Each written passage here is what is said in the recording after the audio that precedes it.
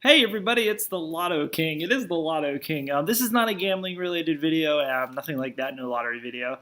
Um, I know this is a gambling channel, a lottery channel, but it's my YouTube channel as well, and I like to tell my story on it with my brother, and who also has the same disease that I do, which is adrenomyeloneuropathy or AMN, and it affects everybody differently. But I kind of wanted to make a sort of a YouTube series that explains, you know where I've come from when I was first diagnosed with AMN, because there's not a lot of information out there on YouTube. I got cats falling down all over the place. YouTube or the internet in general, it's getting more well versed. I mean, it's a very rare disease. It's what, 1 in 17,000 or something. So there's not a lot of stuff out there, and I made a video about this before, and I had a lot of people reach out to me, and they found it kind of interesting that there's an adult talking, because a lot of it is focused on like childhood, the ALD, adrenoleukodystrophy as a child.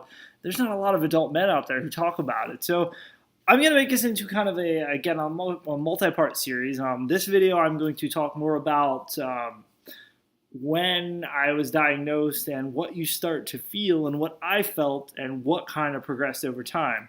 It's kind of very hard to understand, and this is mainly meant for someone that possibly has been diagnosed with AMN, and they just kind of want to hear more about what happens, at least what happened with me. Again, every person is different, but I can tell you that my oldest brother, who we lost earlier this year, he had the cerebral version, which was really progressed. Then it got into his brain, and it was hard to see, knowing that you have the same disease and watching that happen. And we also lost my uncle at the time. We didn't know, but it was most likely AMN, and it was misdiagnosed. So you're seeing two family members die, and then you have the same thing, and so I'll go into that as it gets to going to the point of it can be kind of depressing.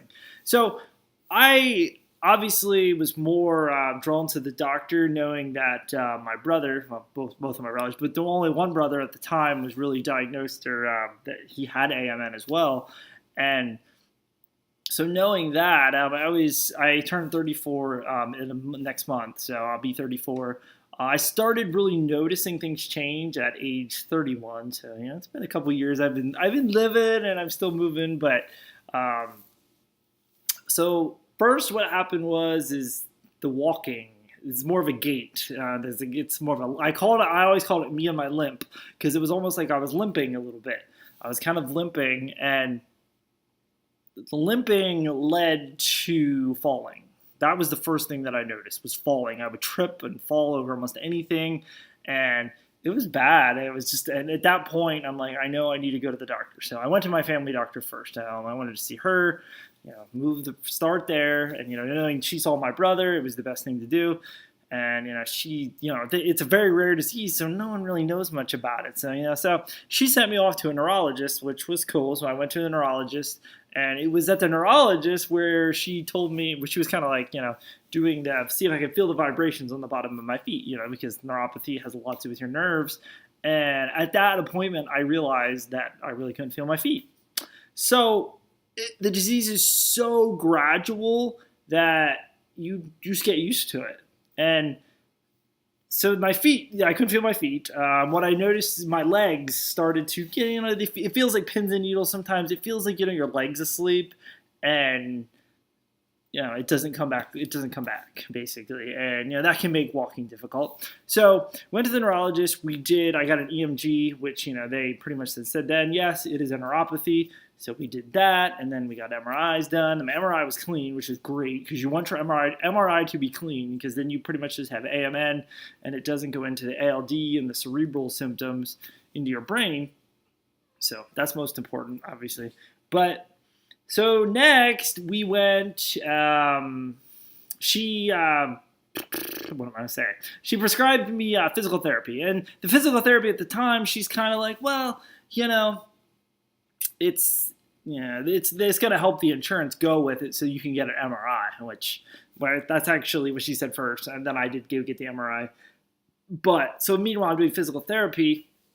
thinking, oh, this is kind of dumb, but physical therapy actually was the best thing that could have happened to me. I mean, my physical therapist focused on strength training to strengthen my legs up, which helped miraculously. It was awesome, and I could pretty much walk without falling, and I was actually so proud of myself. I was so just they wanted me to hold on to the bars and stuff. I'm like, I don't need the bars, and honestly, it's helped me so much.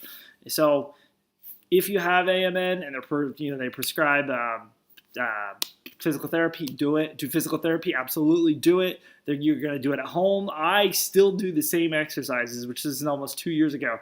Every morning I wake up, I do the same exercises, mainly to keep it going, and I've added weights to it. I've got leg weights, and it actually helps wake up my legs, and lately, not where I'm at now, which is going to be another video, it just helps me get moving for the day. So yeah, so you get that done, and and then just I did that, and I started seeing a specialist in Boston, Dr. Eichler, which if you're familiar with the disease, he's pretty well known in the business. I don't want to say industry, it's not an industry, but he's a researcher at Harvard, and he works for Mass General. But it's awesome to be going to see a doctor who's also on pretty much the forefront of research. So I went and saw him. We did another MRI there, and things were good, and they were pretty happy with it. But going back into just moving how it progresses,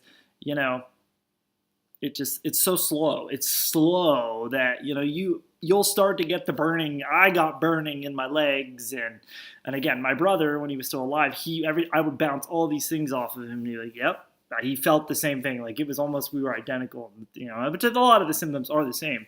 But when they come on, I think I got symptoms earlier than he did, mainly. So mine kind of started earlier, I think, in my 30s than his did. And the difference with him is I don't think he didn't take physical therapy serious for one. I know that. He always put that off. But I don't think his MRIs were monitored well enough, because they told him, he went to see Dr. Eichler as well, and he told him if he would have saw him a couple years earlier, it would have been a lot different. But again, that's a whole other story. I'm going off track again. I don't know where I'm going with this, because I said that I was going to go into, watching two family members pass and stuff, but I think we're going to go into that into another episode. But yeah, when I went to Boston, they told me one thing. They told me, I left with one good thing. They told me, keep your head out of the sand. That was awesome, because I'm going to backtrack again with this story. I am a horrible storyteller, but when it comes to something serious. But when I left, my neurologist, who's the one who gave me the diagnosis, and really, she didn't know anybody. She still has no patients that have AMN. So it's just, she pretty much left me feeling like, probably going to die. So, enjoy your life. That's really what I felt like. And that's kind of depressing. It was kind of depressing. I did kind of go through a period where I actually told people about this before. I kind of binged a little bit. I'm a gambler. Obviously, this is the Lotto King channel. But I went on a little binge with casinos, and I spent way more money than I probably should have. But I did it because I had that, the Tim McGraw thing, live like you're dying. I did that. But when I went to Boston and I left there and they told me to keep your head out of the sand, that was some of the best words I could take from there. So knowing that there is hope out there.